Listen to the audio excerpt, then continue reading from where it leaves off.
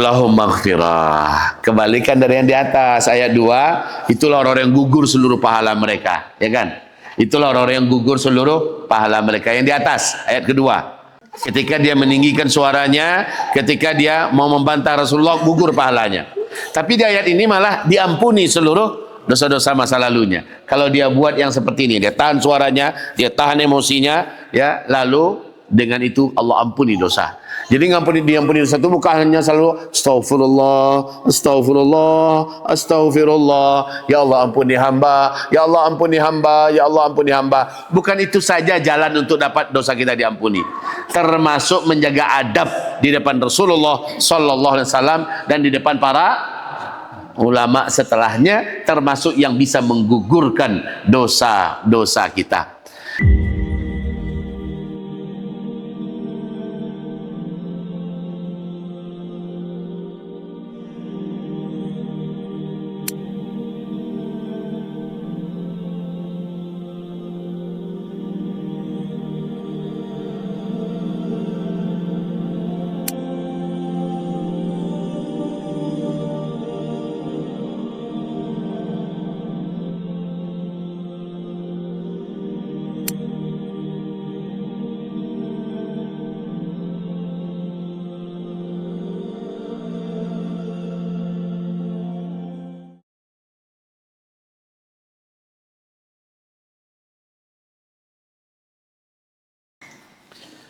Assalamualaikum warahmatullahi wabarakatuh.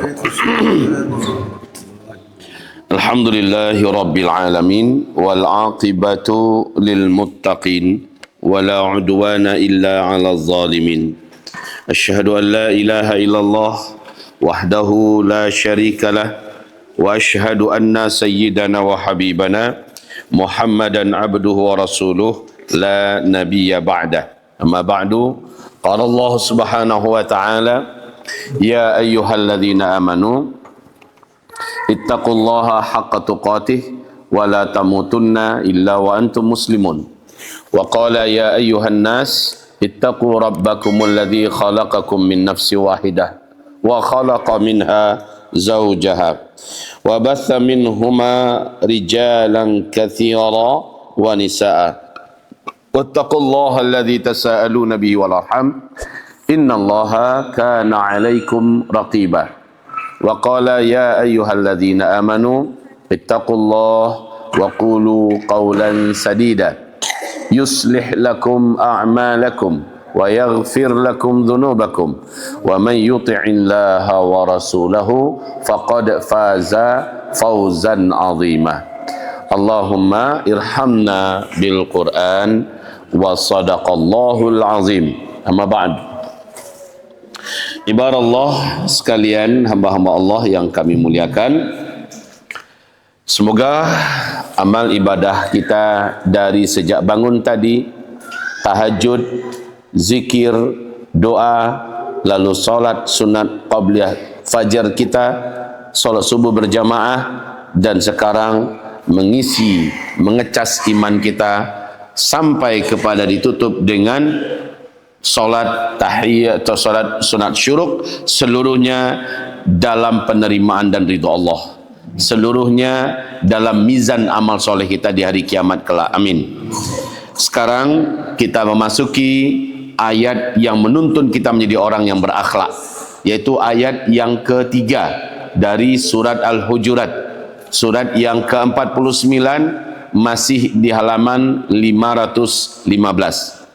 Mari bersama-sama kita mengikuti dengan seksama. Bukalah hati kita, niatkan mempelajari surat-surat cinta dari langit ini untuk dipahami dan diamalkan. Diulangi, niatkan mempelajari surat-surat cinta dari Allah ini sebagai tekad yang akan menuntun dan membimbing hidup kita buat diamalkan. Mari kita baca ayat yang ketiga. A'udzu billahi minasyaitonir rajim. Silakan.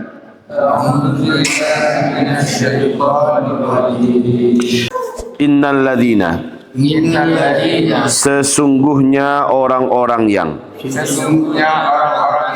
yaghudduna aswatahum,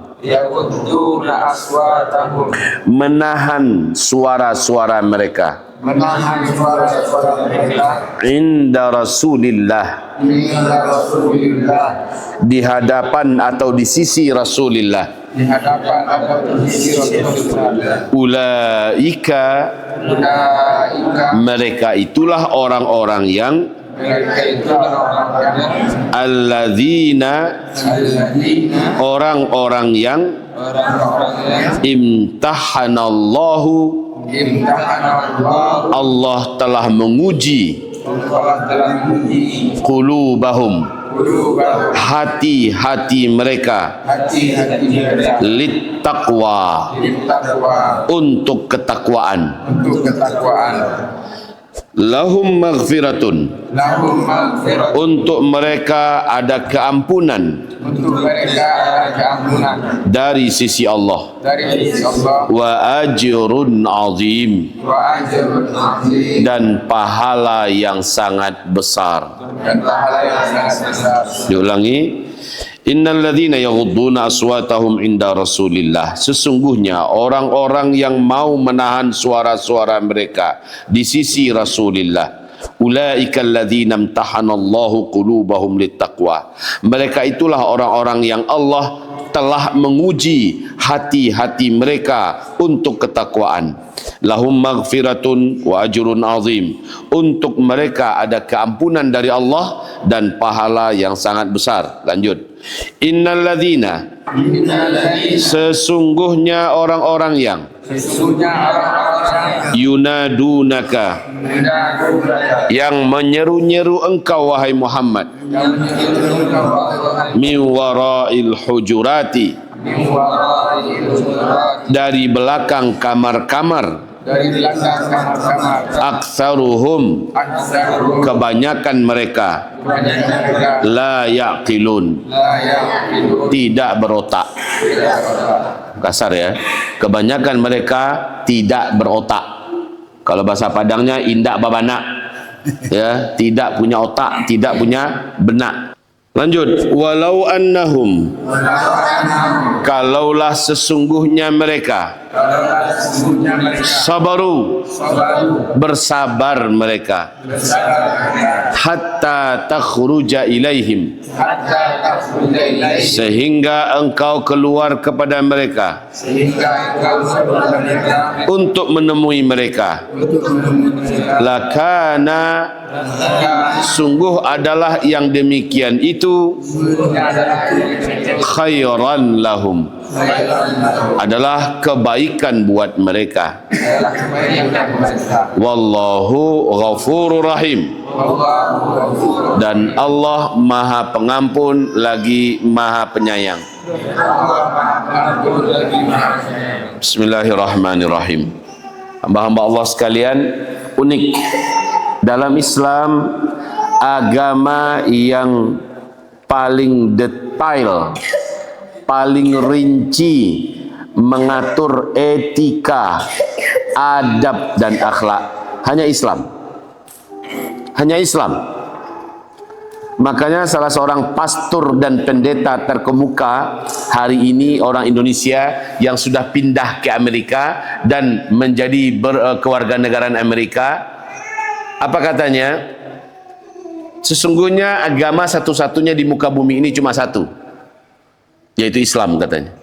Dia pendeta, dia adalah seorang pastor, dan dia berkata satu-satunya agama di bumi ini dari sejak bumi diciptakan sampai kiamat itu cuma satu, yaitu Islam.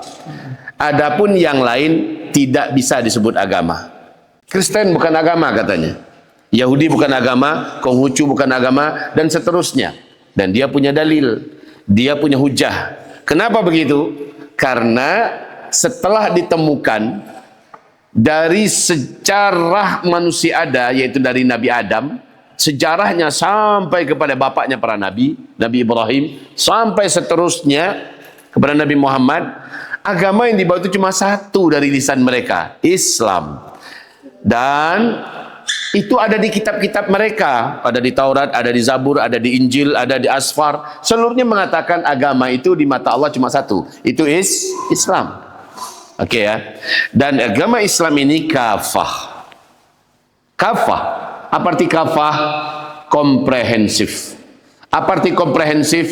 Menyeluruh. Tidak ada bagian hidup manusia ini yang tidak diatur oleh Islam. Sampai urusan kuku pun diatur oleh Islam. Urusan ketiak pun diatur oleh Islam. Urusan bulu hidung pun diatur oleh Islam. Sampai kepada urusan intim pun diatur oleh Islam.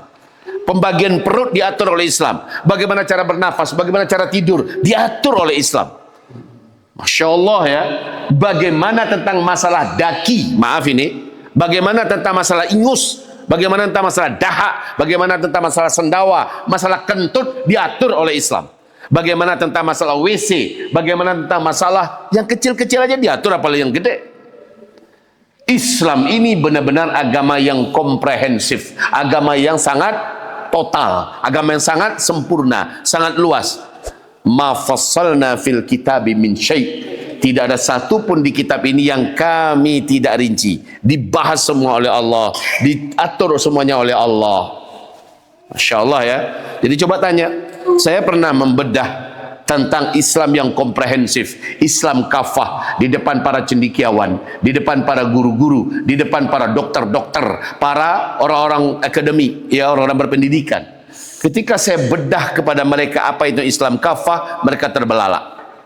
Mereka terkejut, mereka baru kali itu dengar, baru kali itu mereka tahu dan sadar bahwa Islam ini agama yang sangat paripurna, agama yang sangat sempurna, agama yang tidak perlu lagi ditambah-tambah dan tidak ada kekurangannya. Islam adalah agama yang kafah. Maka Allah perintahkan kita, ya ayyuhalladzina amanu udkhulu fis-silmi kafah. Hai orang-orang beriman, masukkanlah diri jiwa raga kamu ke dalam agama Islam ini kafah seluruhnya. Allah nggak mau menerima hambanya yang berislam setengah-setengah. Allah nggak terima itu, hambanya yang beragama setengah-setengah. Allah maunya utuh. Abah Rama punya perusahaan atau pemerintah punya kantor. Ada namanya kantor bupati, kantor wali kota, ada namanya kantor dinas bagian ini, dinas bagian itu. Setiap kantor, siapapun yang mendaftar jadi pegawai, pasti maunya pihak perkantoran, pihak perusahaan maunya orang ini totalitas. Betul tidak? Totalitas. Ada peraturannya, ada jadwalnya, ada hal-hal dan sistem yang harus diindahkan. Total. Nggak boleh saya nyambil ya kerja di sini, nggak diterima. Keluar kamu. Nggak diterima. Nyambil. Saya bisanya cuma masuk jam 10 sampai jam 12. Oh nggak bisa. Emang kamu siapa? Kamu yang butuh kerja atau kami? Kamu yang butuh masuk ke sini atau kami? Kami banyak lagi orang yang mau masuk. Kan begitu ibaratnya. Makanya la ikraha fiddin. Nggak ada paksaan orang mau masuk agama. Nggak ada paksaan. Silakan. Mau masuk-masuk, kalian beruntung. Nggak masuk, terserah. Kalian nggak dipaksa kok. Tapi yang masuk, kalian selamat. Di dunia dan di akhirat. Nggak masuk silakan. Yang bukan orang pegawai kami nggak berhak dapat gaji. Yang bukan pegawai kami tidak berhak mendapatkan tunjangan masa depan. Ya, tidak berhak dapat surga. Maka itu sudah diumumkan oleh Allah. Allah tidak mau hambanya yang setengah-setengah. Jadi seruan Allah ini bahagian daripada Islam komprehensif. Ini mengatur tentang masalah adab. Coba lihat nih, bagaimana cara memanggil Rasul, bagaimana cara memanggil ulama. Bagaimana cara memanggil Rasulullah SAW dan para pelanjutnya, yaitu para ulama. Coba lihat ini berikutnya. Hai orang-orang yang telah beriman. Lagi-lagi dipanggil di sini orang yang telah beriman yang dipanggil. Enggak orang Islam. Orang Islam mentalnya belum siap sami'na wa ata'na. Kalau orang Islam itu sami'na, kami dengar. Wa anggu'na, kami mengangguk, ya. Wa gelengna, kami menggeleng. Ya, itu kalau orang Islam. Kalau orang yang beriman tidak. Sami'na wa, kami dengar untuk kami patuhi. Kami dengar untuk kami jalankan. Kami dengar untuk kami terapkan. Yang Allah panggil cuma pegawai-pegawainya. Ibaratnya begitu ya. Para pegawai dipanggil karena para pegawai pasti patuh. Yang nggak pegawai terserah, mau ikut dengar silakan, ya, mau amalkan baik buat kalian di sana, tapi yang kami wajibkan cuma untuk orang beriman.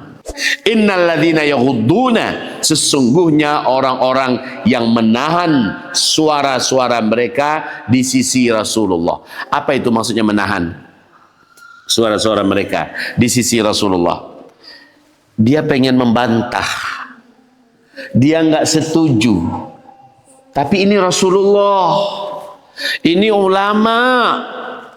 Bantahan dan ketidaksetujuannya dalam masalah halal dan haram, dalam masalah agama, dia tahan.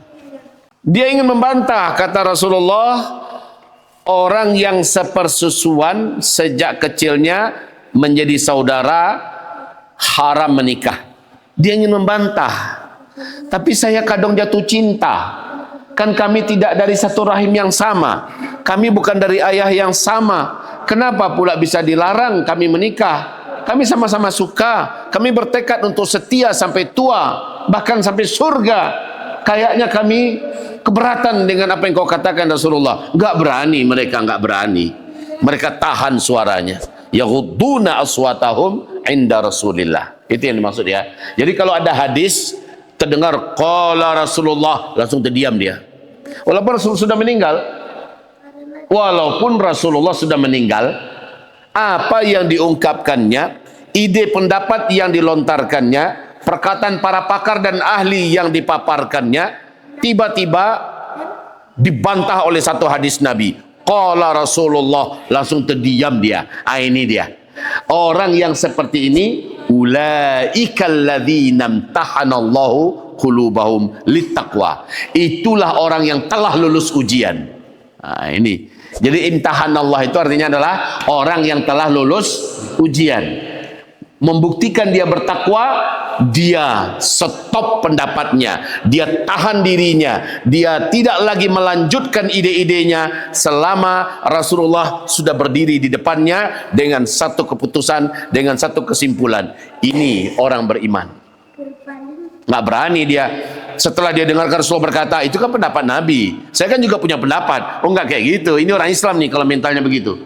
Kalau orang Islam itu kan pendapat Nabi Muhammad. Ya, Nabi Muhammad itu kan di Arab, cocoknya itu cuma di Arab. Saya kan juga punya hak berbicara. Saya kan orang dewasa. Oh, orang yang seperti ini mentalnya, karakternya hanya orang Islam ini. Kalau orang beriman nggak kayak gitu. Orang beriman adalah langsung, oh begitu kata Rasulullah. Ya sudah, saya tarik kata-kata saya tadi. Ya, itu orang beriman. Sami'na wa ata'na, kami mendengar dan kami siap jalankan. Orang beriman begitu ya. Orang beriman begitu. Maaf, lakukanlah hal yang sama dengan para ulama. Para ulama punya otoritas untuk menyampaikan masalah din ini yang kafah ini. Dan para ulama diikuti selama mereka berpegang erat dengan Al-Quran dan Sunnah. Tapi kalau ulama sudah berfatwa dengan sekehendak hatinya, wahai nama Abdurrahman, kulihat kau punya istri yang baik, istri yang setia, istri yang solehah. Istri saya masih satu orang. Saya ingin berpoligami. Kau lepaskan istrimu yang ini, kau berikan untukku, aku akan memperistrinya. Kau harus patuh. Nggak bisa. Nggak bisa. Itu nggak saya enak dewe. Ya, bukan kayak gitu. Untuk patuh kepada ulama, lalu kita menceraikan istri kita. Enggak. Kalau Rasulullah, istrimu kebanyakan. Kau punya istri 7. Lepaskan 3. Ya, 4 tahan untukmu. Yang seperti ini wajib sami'na wa ata'na, karena sesuai dengan Al-Quran dan hadis. Jadi untuk para ulama begitu, ada rambu-rambunya. Patuh mutlak itu hanya kepada Allah dan kepada Rasulullah. Adapun kepada ulil amri, dalam hal itu barisan utamanya adalah ulama, patuh pada mereka selama mereka berpegang erat dengan Al-Quran dan Sunnah. Kalau sudah tidak ada lagi patuh. Walaupun ya ulama. Apalagi ulama di akhir zaman, banyak ulama-ulama sesat, banyak ulama-ulama kucing air, banyak ulama-ulama penjilat, banyak ulama-ulama sesat ya. Dan kita tentu saja diberi batasan untuk patuh kepada ulama, yaitu batasannya selama mereka berpegang erat kepada Al-Quran dan Sunnah, selama itu bukan masalah maksiat, maka patuhlah, ikuti. Baik. Jadi menahan pendapat pribadi, menahan kata-kata kita di depan kata-kata Rasulullah sallallahu alaihi wasallam. Kayaknya ayat pertama, ayat kedua, ayat ketiga kayak hampir dekat-dekat gitu ya. Saling menyempurnakan. Ini kata maluihnya nih. Kalau bahasa orang Padangnya kata maluih. Kata halus. Ada kata kasarnya, nanti kata halusnya lebih lembut, lebih kecil, lebih rinci lagi gitu ya. Baik. Sesungguhnya orang-orang yang menahan mereka akan suara-suara mereka di sisi Rasulullah. Mereka itulah orang-orang yang Allah telah nyatakan lulus ujian hati mereka itu di atas ketakwaan. Jadi inilah orang yang bertakwa. Orang yang bertakwa sekali lagi adalah orang yang sangat memuliakan dan menghormati apa yang dikatakan Allah, apa yang dikatakan Rasulullah sallallahu alaihi wasallam, dan enggak berani meninggikan suara. Balik ke ayat yang sebelumnya. Enggak berani meninggikan suara. Oke. Kalau kita ngaji yang 3 ayat ini, apa yang pertama yang kita dapatkan? Ayat yang pertama. Ayat yang pertama, kalau mereka ada rapat, ada musyawarah, ada mencari pendapat, yang mereka tanya dulu bagaimana menurut Allah, bagaimana menurut Rasulullah, itu yang dulu mereka tanya. Kalau sudah ada, sudah tutup semua pemikiran kita. Dulu kan apa yang kata Allah, apa kata Rasulullah, itu ayat yang pertama. Ayat yang kedua, kalau ternyata kita sudah musyawarah nih, kita sudah musyawarah, kita sudah berembuk, tiba-tiba ada orang alim tentang Al-Quran, tentang hadis, lalu membacakan qala Allah, lalu membacakan qala Rasulullah, langsung mereka tutup, ya, langsung mereka nggak berani lagi meninggikan suara mereka di atas suara Allah dan Rasulnya. Ayat yang ketiga lebih halus lagi. Ayat yang ketiga lebih halus lagi. Walaupun dia punya pendapat, selama pendapatnya berbenturan atau sudah ada pendapat dari Rasulullah, stop, jangan teruskan pendapatnya, tahan diri. Orang yang mau menahan diri, maka itu adalah orang yang beriman, orang yang bertakwa. Umar bin Khattab itu jagonya minta ampun. Setan pun takut dengannya. Umar bin Khattab ya. Jadi saat Umar bin Khattab dihadapkan kepada pilihan pahit pada waktu Bai'atul Ridwan. Pernah dengar sejarah Bai'atul Ridwan? Sumpah Bai'atul Ridwan pernah dengar? Yaitu enggak jadi Nabi hajian gara-gara ditahan oleh para pemimpin-pemimpin kafir Quraisy, enggak boleh masuk Mekah, ya. Dikirim oleh Nabi Muhammad Utsman bin Affan sebagai delegasi. Lalu tak lama terdengarlah berita Utsman sudah dibunuh. Wah, marah Rasulullah, ngamuk para sahabat. Tapi mereka datang bukan untuk perang, makanya mereka enggak bawa senjata. Mereka hanya bawa pisau apa semacamnya untuk kebutuhan masak-masak lah istilahnya kan. Enggak bawa apa-apa karena niatnya bukan perang. Wong pakaiannya juga pakaian ihram kok. Jadi tapi mereka ngamuk. Akhirnya Nabi buat sumpah setia, siap mati ya untuk mengejar darahnya Utsman, ya. Istilahnya itu meminta menuntut balas darahnya Utsman bin Affan. Mendengarkan mereka melakukan baiat ini, baiat sumpah mati untuk menuntut pembalasan darah Utsman bin Affan, gemetarlah para kafir Quraisy di Mekah. Lalu mereka kirim beberapa orang yang menyatakan Utsman nggak mati kok, masih hidup, ada di tangan kami. Kami sebenarnya tak mau ribut, tapi ya kami nggak izinkan juga kalian untuk tahun ini hajian. Kami buat dengan kalian perjanjian. Kalau kalian setuju, silakan nanti masuk Mekah. Padahal setiap perang yang menang selalu siapa? Nabi Muhammad dengan para sahabat. Tapi yang sekali ini mereka ngelunjak betul. Mentang-mentang mereka tinggal di Mekah, ngelunjak habis. Ini momennya kita buat hina Muhammad ini dengan orang-orang yang bersamanya.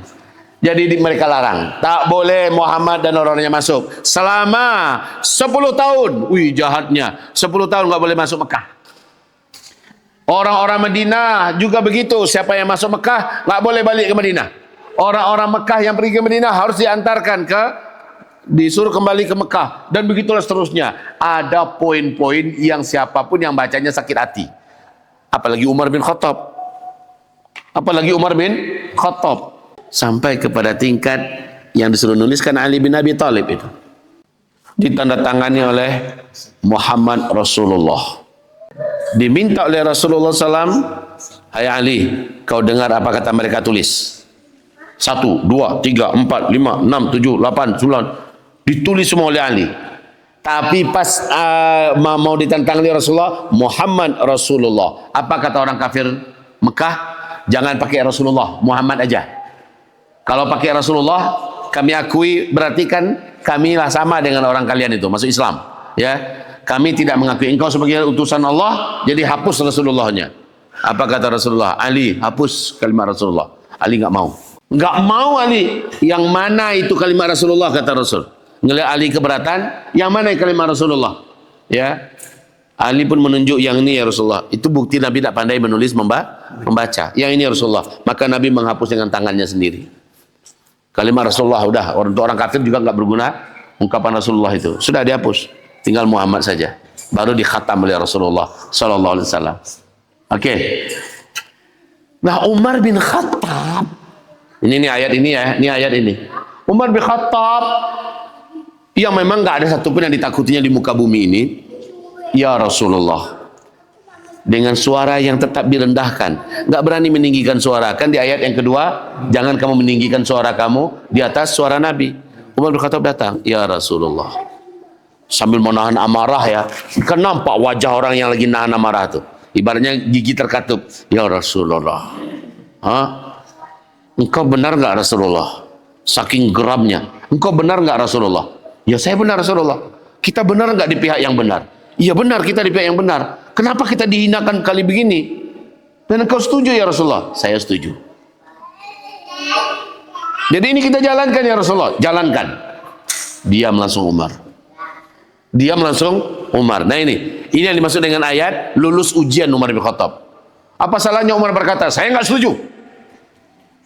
Ini dihinakan benar kita ini. Tapi Umar nggak, dia tahan.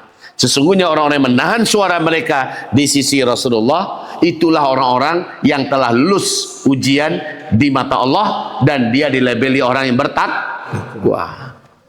Masya Allah. Itu contoh ya. Contoh, dia tahan suaranya di sisi Rasulullah. Maunya sih marah, tapi ini Rasul nggak berani marah, nggak berani. Padahal Umar bin Khattab sekali lagi, jangankan orang, setan pun takut kepadanya. Jarak 100 meter jalan yang bertempuh, setan sudah berlarian, berhamburan kemana-mana, saking takutnya kepada Umar bin Khattab. Sekelas setan saya takut. Lahum maghfirah. Kebalikan dari yang di atas ayat 2, itulah orang-orang yang gugur seluruh pahala mereka, ya kan? Itulah orang-orang yang gugur seluruh pahala mereka. Yang di atas ayat kedua, ketika dia meninggikan suaranya, ketika dia mau membantah Rasulullah, gugur pahalanya. Tapi di ayat ini malah diampuni seluruh dosa-dosa masa lalunya. Kalau dia buat yang seperti ini, dia tahan suaranya, dia tahan emosinya, ya, lalu dengan itu Allah ampuni dosa. Jadi diampuni dosa itu bukan hanya selalu astagfirullah, astagfirullah, astagfirullah, ya Allah ampuni hamba, ya Allah ampuni hamba, ya Allah ampuni hamba. Bukan itu saja jalan untuk dapat dosa kita diampuni. Termasuk menjaga adab di depan Rasulullah sallallahu alaihi wasallam dan di depan para ulama setelahnya, termasuk yang bisa menggugurkan dosa-dosa kita. Mau tahu nggak kita orang bertakwa? Mau tidak? Mau, maka jalankan adab ini, ketahuan kita orang bertakwa. Lulus kita dalam ujian ketakwaan. Gitu caranya. Saya mau tahu saya ini di mata Allah bertakwa nggak? Sejauh apa kamu memuliakan ulama? Begitu loh ya. Sejauh apa kamu memuliakan ulama, menahan suara di depan ulama, tidak membentak ulama, tidak meninggikan suara di atas ulama, seperti itu. Alaikum bi amiri, kamu harus menjaga amirku, kata Rasul. Amir dimaksud oleh Rasulullah adalah para ulama. Begitu ya. Lanjut. Wa ajrun azim, dan Allah juga siapkan pahala yang sangat agung. Azim, pahala yang sangat agung. Haji itu pahalanya agung. Bangun masjid yang betul-betul lillahi ta'ala, itu ajrun azim, pahala yang sangat agung. Ternyata menjalankan adab ini, walaupun dia tidak berduit, walaupun dia orang biasa, ya, tetap bisa dapat pahala seagung orang membangun masjid yang besar, seagung orang yang haji akbar dan hajinya mabrur, ya, seagung orang yang pergi berjihad di jalan Allah. Masya Allah, ajrun azim, pahala yang sangat besar. Allahumma salli wa sallim ala habibina wa sayyidina Muhammad SAW. Sepertinya kita cukupkan sampai ayat sini dulu. Istighfar kita kepada Allah sama-sama. Astaghfirullah, astaghfirullah, astaghfirullah.